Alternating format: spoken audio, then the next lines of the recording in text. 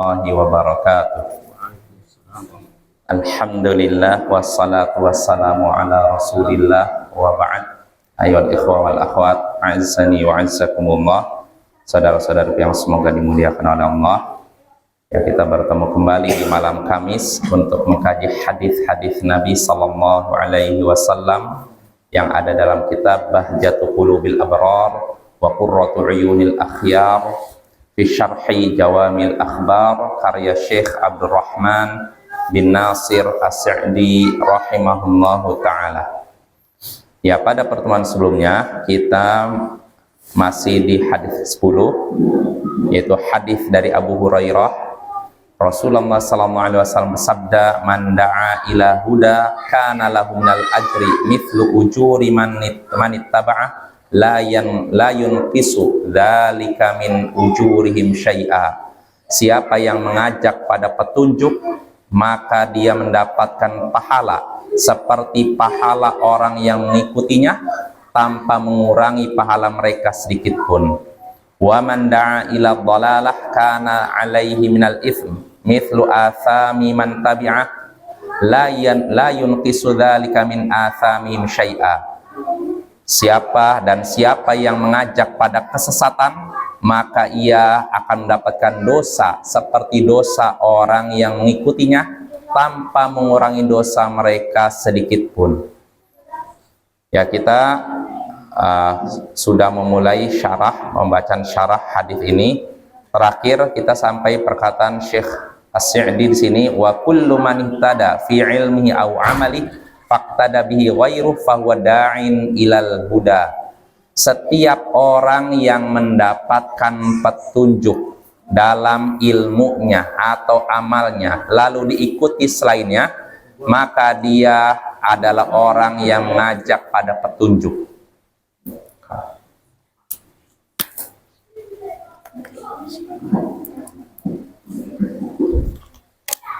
Setiap orang yang mendapatkan petunjuk dalam ilmunya atau amalnya lalu diikuti oleh selainnya, maka dia adalah orang yang mengajak pada petunjuk. Artinya di sini kalau ada orang yang tidak berkata sekalipun tapi dia diikuti dan dia diikuti dalam hal petunjuk, dalam hal kebaikan, maka dia dianggap mengajak pada kebaikan. Artinya orang mengajak pada petunjuk dan kebaikan tidak mesti mengucapkan perkataan. Kalaupun dia cuma berbuat, melakukan sesuatu, lalu dilihat, lalu diikuti, dia pun orang yang mengajak pada kebaikan dan petunjuk. Ini maksudnya. Jadi di sini motivasi dorongan bagi kita semua untuk menjadi orang-orang yang mengajak pada petunjuk. Orang yang mengajak pada petunjuk tidak mesti dengan ucapan, bisa juga dengan perbuatan. Bahkan bisa jadi dengan perbuatan lebih kena, lebih nempel dibandingkan perkataan. Sebagaimana yang dicontohkan oleh Nabi sallallahu alaihi wasallam, beliau pernah suatu hari, beliau ketika itu mau perjanjian Hudaybiyah, beliau mau ke Mekah dalam rangka apa? Umroh, lalu tidak jadi. Sehingga akhirnya apa? Tahallul. Karena tidak jadi, mau berangkat gak jadi, udah dibatalkan semua. Jadi para sahabat diminta untuk tahallul, cukur rambut dan semacamnya. Namun ketika Nabi memerintahkan, wahai sahabat, tahallullah kalian, sembelihlah hadiyu kalian, tidak ada satupun yang bergerak. Jadi semuanya diam. Rasulullah ngomong, semuanya diam, bingung, kenapa ini? Sampai Rasulullah marah. Lalu beliau masuk ke dalam rumahnya, bertemu atau menemui istrinya, siapa itu? Ummu Salamah. Ummu Salamah bertanya, kenapa ya Rasulullah, Anda kelihatan marah gitu. Akhirnya Rasulullah nyatakan, saya udah nyuruh para sahabat nyuruh umatnya untuk melakukan ini tahallul, mereka malah bukan nggak mau, mereka diam saja, nggak bergerak sedikit pun. Akhirnya di situ Rasulullah diberikan saran oleh istrinya Ummu Salamah, seorang istri yang istimewa nih, alim ya, faqih. Nah, istrinya ngasih saran, engkau ingin diikuti wahai Rasulullah? Ya, udah, nggak usah berbicara panjang lebar, engkau keluar, cukur rambutmu, sembelih hadiyumu, nanti engkau akan diikuti. Ini nasihat dari istrinya. Maka apa yang terjadi? Rasulullah mengikuti saran istri. Ini menunjukkan saran istri juga bisa dipakai selama baik ya. Jadi kita juga harus terbuka, dapat saran dari siapapun, termasuk dari orang terdekat.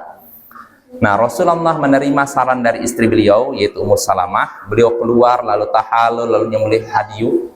Tidak berapa lama, ketika Rasulullah baru saja melakukan itu, para sahabat langsung niru. Mereka pun langsung saling cukur rambut, sampai disebutkan dalam hadis seakan-akan mau saling bunuh. Karena apa? Rebutan ini, potong rambut itu. Kan ini kan tajam kan? Jadi mereka seakan-akan saling bunuh, mau saling bunuh. Artinya saling bersegeranya mereka meniru Rasulullah SAW. Ini menunjukkan kadang perbuatan lebih nempel atau lebih mengena hati kita dibandingkan perkataan. Ya, ini nyata ya. Kalau kita ngelihat dari contoh di kalangan para nabi, para sahabat, tabiin begitu. Jadi mereka itu kadang nggak banyak ngomong, langsung praktekkan, dilihat oleh umat lalu ditiru. Ya ini ya. Jadi hendaknya kita menjadi orang yang mengajak kebaikan. Kalau tidak dengan perkataan, ya bisa dengan perbuatan.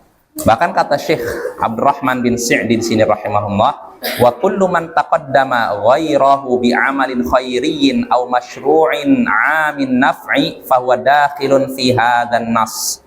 Setiap orang yang mendahului selainnya dalam amalan kebaikan, perbuatan baik atau proyek yang manfaatnya umum, maka dia termasuk dalam nas ini, dalam teks hadis ini. Setiap orang yang mendahului selainnya dalam perbuatan baik. Artinya begini, orang ini sebelum orang lain melakukan sesuatu, dia duluan dalam perbuatan baik. Misalkan tadi Rasulullah misalkan tadi tahallul, cukur rambut, mendahului. Nah, maka itu termasuk yang disebut dalam hadis ini. Artinya dia termasuk orang yang mengajak pada petunjuk. Dia mendahului orang lain dalam perbuatan baik atau proyek yang manfaatnya umum. Contohnya apa? Sumur gratis. Nah, ini amal soleh yang banyak dilakukan oleh saudara-saudara kita di Timur Tengah, di Arab sana ya. Jadi orang-orang Arab tuh mereka kadang datang ke Indonesia, ke Malaysia, ke Afrika untuk proyek sumur gratis. Yang seperti ini termasuk amal soleh yang luar biasa, amal jariyah. Pahalanya ngalir walaupun orang yang buatnya sudah meninggal. Karena setiap air yang diminum oleh orang, dipakai mandi, pahalanya ngalir kepada orang yang membuat itu. Nah, ini luar biasa. Bahkan ada seorang syekh yang bisa mengislamkan ribuan, puluhan ribu orang di Afrika, diantaranya lewat proyek sumur gratis. Nah, ini sebenarnya sarana dakwah bagi kita di Indonesia, di daerah-daerah kering. Kalau kita ingin dakwah, diantar lewat sumur gratis ya. Ini sangat membantu sekali. Apalagi kalau musim kemarau, ya nggak? Kemarin kan pusing orang beli air banyak. Coba dibuatkan sumur lalu untuk umat, masya Allah itu pahalanya ngalir terus sampai sumurnya habis airnya ya. Nah ini ya,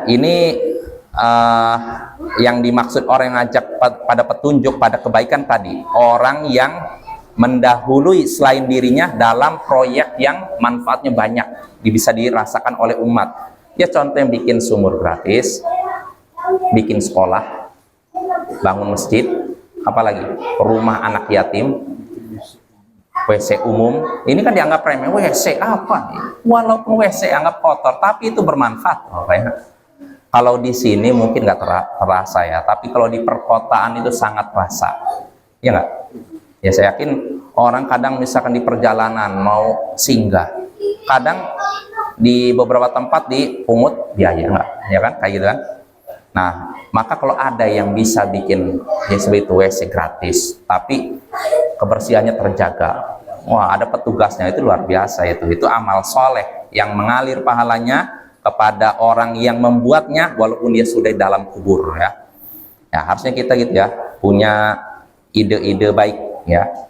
Nah ini orang yang mengajak pada kebaikan ya, dia tidak bicara, tidak banyak koar-koar, tapi dia langsung berbuat. Maka orang seperti ini adalah orang yang mengajak pada kebaikan dan petunjuk.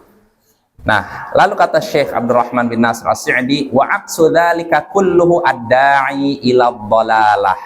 Kebalikan dari semua itu yaitu orang yang mengajak pada kesesatan. Kalau sebelumnya adalah orang yang mengajak pada petunjuk dan kebaikan, sedangkan sekarang adalah orang kebalikannya, orang yang mengajak pada kesesatan.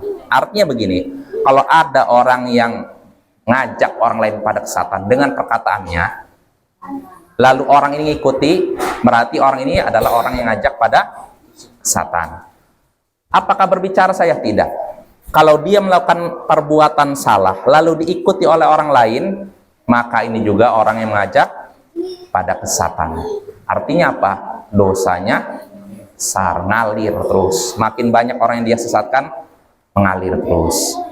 Nah, ini orang yang berbuat. Begitu juga orang yang menyediakan tempat untuk maksiat. Makin banyak orang yang maksiat situ, pahalanya mengalir kepada yang membuat. Ya, makanya jangan sampai kita menyediakan tempat maksiat, ya, memfasilitasi. Ya, jangan memfasilitasi orang berbuat maksiat. Kalau bisa kita memfasilitasi orang berbuat baik, beribadah dan semacamnya. Nah, itu tentang orang yang ngajak pada kesesatan. Lalu kata Syekh di sini, fadda'una ilal huda hum a'immatul muttaqin wa khiyarul mu'minin. Orang yang mengajak pada petunjuk, mereka adalah pemimpin orang yang bertakwa dan orang mukmin yang paling baik. Jadi orang yang mukmin yang paling baik bukan orang yang diam saja, tapi dia adalah orang yang mengajak manusia pada hidayah. Ya, caranya bagaimana? Tadi bisa dengan perkataan, bisa dengan perbuatan, ya. Ini orang yang ngajak pada petunjuk. Lalu kata Syekh, wadda'una ila dhalalah humul a'immah alladzina yad'una ilan nar. Sedangkan orang-orang yang mengajak pada kesesatan, mereka adalah para pemimpin yang mengajak ke neraka. Kok bisa ke neraka? Ya, karena kesesatan ujung-ujungnya ngantarkan ke neraka, ya nggak? Iya kan? Maka ketika seorang ngajak pada kesesatan, berarti secara tidak langsung mengajak ke neraka. Ya, sebagaimana orang ngajak pada petunjuk, berarti secara tidak langsung mengajak ke surga. Ya, ini sesuatu yang bisa kita pahami, tidak perlu banyak pertimbangan, ya. Lalu kata Syekh di sini, wa kullu man awana ghairahu 'alal birri wat taqwa fahuwa minad da'ina ilal huda. Setiap orang yang menolong selainnya dalam ketakwaan dan kebajikan, maka dia termasuk orang yang mengajak pada petunjuk. Setiap orang yang menolong orang lain dalam kebajikan dan ketakwaan, maka dia termasuk orang yang mengajak pada petunjuk. Ini maknanya jelas. Kita menolong orang untuk ibadah, maka kita termasuk orang yang mengajak pada petunjuk. Kita menolong orang untuk belajar agama, berarti kita termasuk orang yang mengajak pada petunjuk. Ya, jadi pintu kebaikan itu banyak. Kalau memang kita tidak punya ilmu, berarti bantulah orang yang menyebarkan ilmu. Ya, kalau kita tidak punya harta, bantu dengan tenaga, pikiran dan semacamnya. Jadi itu Bapak, ya. Jadi kita termasuk, kalau kita ingin menjadi orang yang mengajak pada petunjuk, maka bantulah orang lain dalam berbuat baik, dalam belajar. Di antara perbuatan baik yang pahalanya besar yaitu belajar agama. Karena Nabi menyatakan, man salaka tariqan yaltamisu fihi ilman sahhalallahu lahu bihi tariqan ilal jannah. Siapa yang menempuh suatu jalan dalam rangka mencari ilmu, maka Allah mudahkan jalannya menuju surga. Kalau kita ingin mudah ke surga, carilah ilmu. Ilmu apa maksudnya? Ilmu agama, ya, bukan ilmu dunia. Ilmu dunia setinggi apapun tidak membuat kita dekat dengan Allah, kecuali kalau ilmu dunia itu digunakan untuk membantu orang lain, maka itu jadi amal soleh yang besar. Tapi ilmu yang disebutkan dalam Al-Quran Sunnah maksudnya ilmu agama. Ya, perlu diingat begini Bapak, ya, karena zaman sekarang nih, kalau disebut menuntut ilmu adalah kewajiban bagi setiap muslim, yang terbayang di kepala orang awam, oh belajar ilmu Ya, saya sebutkan aja lah, matematika, fisika, biologi. Bukan itu. Ilmu yang disebutkan dalam Al-Quran hadis maksudnya ilmu agama. Ya. Loh, berarti nggak boleh belajar ilmu dunia? Boleh, nggak ada yang terlarang. Apalagi kalau niatnya untuk bantu orang lain, pahala. Tapi maksud ilmu yang disebutkan dalam Al-Quran dan As-Sunnah maksudnya ilmu agama, bukan ilmu dunia. Ya, jadi kalau kita mau mudah ke surga, cari ilmu agama. Kalau kita ingin dapat pahala orang yang belajar agama, bantu orang yang belajar agama. Makanya sikap Nabi, apa sikap Nabi ketika ada sahabatnya ingin belajar? Beliau menyambut. Contohnya pernah datang Sofwan bin Asal, ya. Siapa sahabat Nabi saya lupa, yang datang kepada Nabi lalu tanya, untuk apa engkau datang? Saya mau belajar wahai Rasulullah. Maka Rasulullah, marhaban bi talibil ilm, selamat datang wahai penuntut ilmu. Lalu Nabi menyebutkan ketika seorang menuntut ilmu, malaikat mengepakkan sayapnya sebagai bentuk penghormatan kepada penuntut ilmu. Ini menunjukkan kalau kita tahu ada orang yang belajar agama, kita sebut, kita muliakan, kita hormati, ya. Kalau bisa bantu dengan harta, kalau bisa dengan bantu tenaga, ya. Karena ketika kita bantu dia belajar agama, berarti membantu dia menuju surga. Berarti dapat pahala nggak? Pahala.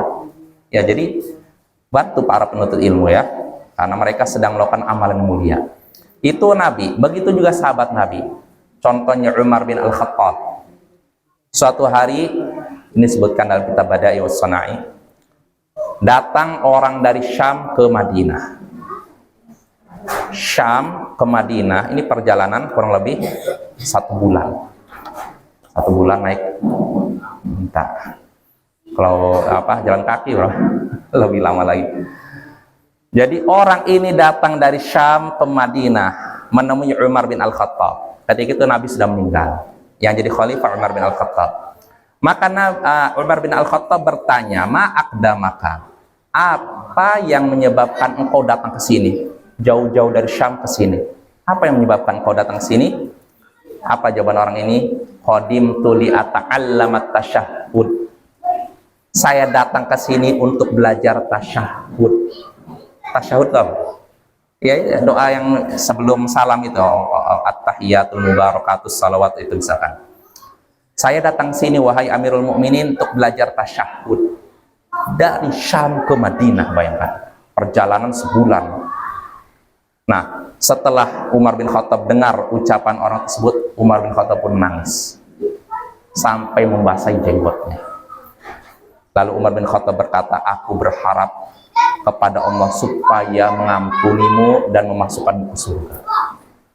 Lihat, Umar bin Khattab menghibur orang yang belajar agama. Ya, ini yang sikap kita seharusnya kalau ada orang yang ingin belajar agama, mendalami agama, bantu. Dengan harta kita, tenaga kita, dan pikiran kita. Dengan kita membantu demikian, kita dapat pahala. Dan jangan anggap remeh. Bisa jadi karena sebab membantu itu Allah masukkan kita ke surga. Kita nggak tahu amal soleh mana yang menyebabkan kita masuk surga. Apa kita bisa tahu amalan kita yang masukkan kita ke surga? Bisa. Saya nggak tahu. Pertama kita nggak tahu masuk surga atau enggak kan? Cuma kita kan berharap pada Allah masukkan kita ke surga. Cuma gini, di antara amalan yang ada, kita udah sholat, zakat, mungkin haji, sebagian sedekah. Kita tidak tahu mana yang diterima oleh Allah. Betul tidak? Nah, bisa jadi lewat amal kita yang dianggap kecil, ternyata Allah masukkan ke surga. Yang lainnya tidak diterima. Mungkin nggak? Mungkin. Contohnya, yang disebutkan dalam hadis Abu Hurairah, disebutkan dalam Sahih Bukhari, Nabi pernah menyatakan, kana rajulun yudayinun nas. Dulu ada orang yang suka memberikan pinjaman kepada orang-orang. Fakana yaqulu li fatah, dan dia selalu berkata kepada anak buahnya. Jadi orang ini berduit, dia suka ngasih pinjaman kepada orang-orang, dan dia berpesan kepada anak buahnya, idza ataita mu'siran fatajawaz anhu. Kalau engkau mendatangi orang yang sulit bayar hutang, maka maafkanlah. La'allallaha yatajawazu anna. Mudah-mudahan dengan itu Allah memaafkan kesalahan kita. Jelas insyaallah ya. Jadi orang ini punya duit banyak, dia suka ngasih pinjaman nih. Nah, setiap kali mau nagih utang, nagih pinjaman dari orang, dia pesan ke anak buahnya, kalau kamu datang kepada si fulan, lalu dia sulit bayar hutang, mungkin apa susah, ada kendala ekonomi, udah maafkan. Mudah-mudahan dengan itu Allah memaafkan kesalahan kita.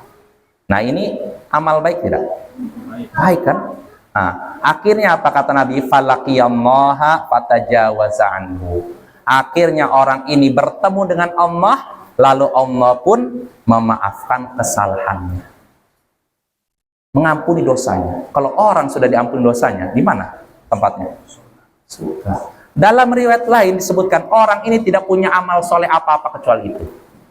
Lihat tuh, amal yang dianggap kita kan remeh, tapi ternyata masuk surga.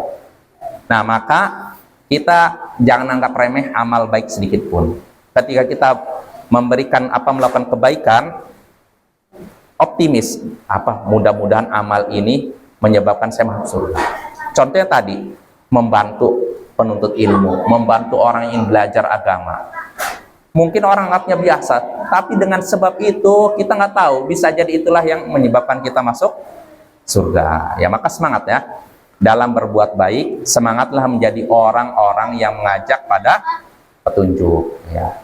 Jadi ini perkataan penulis, siapa yang menolong selainnya dalam kebajikan dan ketakwaan, maka dia termasuk orang-orang yang mengajak pada petunjuk. Sebaliknya kata Syekh As-Sa'di sini rahimahullah, wa kullu man a'ana ghairahu 'alal itsmi wal 'udwan fahuwa minad da'ina ila dhalalah. Sebaliknya siapa yang menolong selain dirinya dalam berbuat dosa dan permusuhan, maka dia termasuk orang yang mengajak pada kesesatan. Siapapun yang menolong selain dirinya dalam berbuat dosa dan permusuhan, maka dia termasuk orang yang mengajak pada kesesatan. Menolong selainnya dalam dosa. Contohnya apa? Ya, orang judi harus sediakan, dibuatkan meja, silakan biar lebih nyaman. Orang seperti ini namanya yang mengajak pada kesesatan ya. Atau seperti kalau yang kedua, permusuhan. Seperti misalkan di suatu tempat terjadi konflik muslim dengan muslim, suku ini suku ini. Nah, akhirnya apa? Dibantu dengan senjata. Buat perang sama. Nah, ini orang yang mengajak pada kesesatan. Ini nggak boleh Bapak ya. Kalau ada konflik sesama muslim, nggak boleh kita membantu. Jangankan membantu, kita menjual senjata saja haram. Kata Imam Ahmad, kalau ada orang nih di masa fitnah terjadi konflik sesama kaum muslimin, dia menjual senjata, maka hukum penjualan senjatanya ini apa? Haram. Nggak boleh. Asalnya kita jual pedang, boleh nggak asalnya? Boleh aja. Tapi kalau di masa fitnah bisa haram. Fitnah itu masa terjadi konflik sesama kaum muslimin, perang gitu. Maka nggak boleh kita menjual pedang, menjual pistol, menjual bom. Nah, ini hukumnya haram ya. Kita bisa terjatuh dalam dosa. Padahal cuma jualan. Ya. Apalagi kalau ngasih gratis. Jadi Bapak ini perlu kita waspadai ya. Jadi jangan kita menunjukkan orang pada kesalahan, pada kemaksiatan, kepada dosa. Karena kalau kita menunjukkan dia ke tempat itu, berarti kita sudah menunjukkan dia ke tempat dosa. Karena membantu dia melakukan dosa. Saya menanya, melakukan syirik sama melakukan judi, lebih besar dosa mana? Lebih besar mana? Syirik kan? Ketika mereka melakukan ibadah di situ, apa yang dilakukan? Syirik kan? Menyekutukan Allah. Makanya sebagai ulama nggak boleh menunjukkan. Terus bagaimana kalau ditanya? Ya nanya aja, jawabannya muter-muter. Kalau nggak tahu ya terserah lah. Tapi kalau nggak tahu kan bohong. Ya bilang aja, tanya yang lain lah. Saya nggak tahu. Nah, tapi ini penjelasan sebagai ulama ya. Walaupun ini sensitif, tapi intinya itu disebutkan para ulama. Artinya apa? Para ulama benar-benar menekankan jangan membantu orang lain dalam melakukan dosa, dalam melakukan maksiat dan dosa. Apalagi maksiatnya yang sangat besar, yaitu syirik, beribadah kepada selain Allah. Berarti yang berkunjung ke candi itu pasti sama. Apa? yang berkunjung ke candi-candi. Oh iya, sama aja. Sedangkan itu kan tempat ibadahnya orang kafir. Iya. Nggak boleh itu ya. Dengan alasan wisata nggak boleh, kita tidak boleh memasuki tempat ibadah orang kafir. Nggak boleh Bapak ya, kecuali kalau ada maslahat. Nah, maslahatnya apa? Ceramah. Oh, Boleh kita ceramah di candi. boleh. Kalau boleh ceramah nggak apa-apa. Ahmad itu Rahman. Apa? Ah, itu jangan. Jangan. Iya, jangan. Itu bisa ini membantu orang melakukan dosa. Jangan ya. Insya Allah Allah gantikan. Kalau dunia itu berapa sih Allah gantikan dengan lebih baik ya. Misalnya, ini lumayan nih satu rombongan lumayan ke sana, apalagi ngasih uangnya besar. Yang gimana lagi? Itu dunia nggak sebanding dengan surga. Tolak aja. Insya Allah Allah gantikan dengan yang lebih baik ya. Ya contohnya dalam masalah ini kita kan nggak boleh masuki tempat ibadah agama lain ya. Terus bagaimana kalau ada maslahat? Boleh. Contohnya apa? Ceramah. Loh, bisa ceramah? Boleh aja, bisa jadi. Di beberapa negara barat kadang seorang dai bisa ceramah di itu. Sebagai contoh ya di gereja bisa, ada sebagian daerah gitu. Maka kalau kita diundang misalkan untuk menyampaikan Islam di tempat ibadah mereka, boleh tidak? Boleh, kesempatan menyampaikan Islam. Tapi kalau kita diundang untuk menjadi pendengar, bagaimana? Terus lagi kita kasih makan-makan, jangan. Nggak boleh kita. Itu sama aja, Pak. Ada misalnya anaknya ulang tahun lah. Ini kejadian nyata ya, di Ya. mau kita Ustaz saling mendoakan. Ya. Sama aja. Di tempat ibadah mereka. Bukan di rumahnya, rumah anak ini. Oh, di rumah orang kafir ini. Nggak tahu juga orangnya, orang Islam pokoknya anaknya ulang tahun. Jadi kemudian Ustaz, orangnya Pak Pendeta. Jadi tolong lah doakan. Kan dua tuh, Ustaz sama Pendeta. Jadi lebih banyak lah. Istilahnya doa lintas agama gitu. Iya. Yang satu doa, jangan. Nggak boleh. Di PP. Doa lintas agama itu mencampur adukan kebenaran dengan kebatilan, nggak boleh. Jadi yang di PP ini kan apa lah saja yang nggak tahu dia. Iya, nggak apa-apa, tolak aja. Terus bagaimana kalau yang melakukan pemerintah? Itu urusan pemerintah. Pemerintah berhadapan, ya tanggung jawab di hadapan Allah. Jangan mencampur adukan kebenaran dan kebatilan. Ini doanya kepada Allah, ini doanya kepada selain Allah. Disatukan dalam satu acara.